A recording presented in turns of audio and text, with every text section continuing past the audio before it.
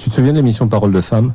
Pas trop. Pas trop. C'est une interview que tu faisais j'ai retrouvé celle d'Édith Cresson. Édith Cresson qui a été Premier ministre à l'époque où l'interview se fait et elle parle un petit peu de la difficulté qui a été la sienne justement comme Premier ministre et comme femme politique.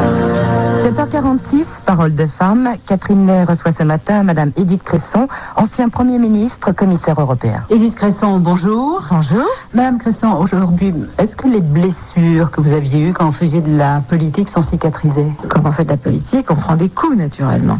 J'ai eu évidemment plus que ma dose, parce que le milieu n'était pas préparé, l'opinion publique est prête. C'est la classe dirigeante politique qui, elle, n'est absolument pas prête pour le moment. Je dois dire que ça m'a permis de comprendre beaucoup de choses.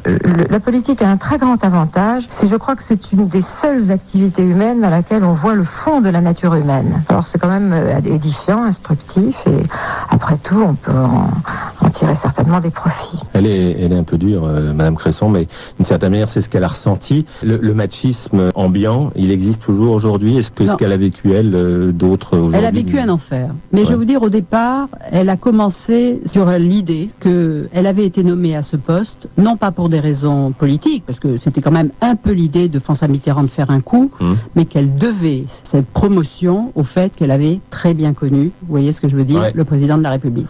En tous les cas, les socialistes pensaient que c'était la seule raison.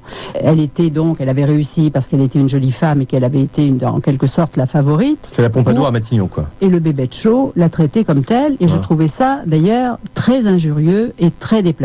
Alors si on vient à Europe 1, ta maison, quand tu y arrives, est-ce que tu as l'impression d'arriver dans un milieu machiste? Pas du tout. Non. Pas du tout. Moi, j'ai toujours trouvé ça très agréable. Mais pour dire la vérité, je ne serais pas venue du temps de Siegel et Gorini. Alors, je vais te dire d'abord pour une chose, parce que Siegel et Gorini, il m'arrivait sous le bras. Bon, et je vais te dire, ça l'aurait peut-être déplu. Ça l'aurait pas. Oui, tu vois, c'est très difficile. Hein, ça a l'air de rien. J'ai été engagée par Étienne Moujotte et c'était. Oui, voilà. Donc moi, j'ai adoré ce départ avec Étienne. Il était un patron formidable parce qu'il adorait la politique. Et quand je revenais de l'Assemblée nationale, que je lui racontais des choses, ou même quelquefois, tu vois, simplement des anecdotes, ça le faisait rire.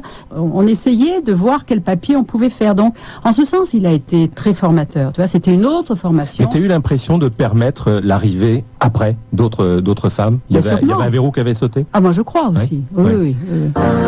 7h46, Parole de femme.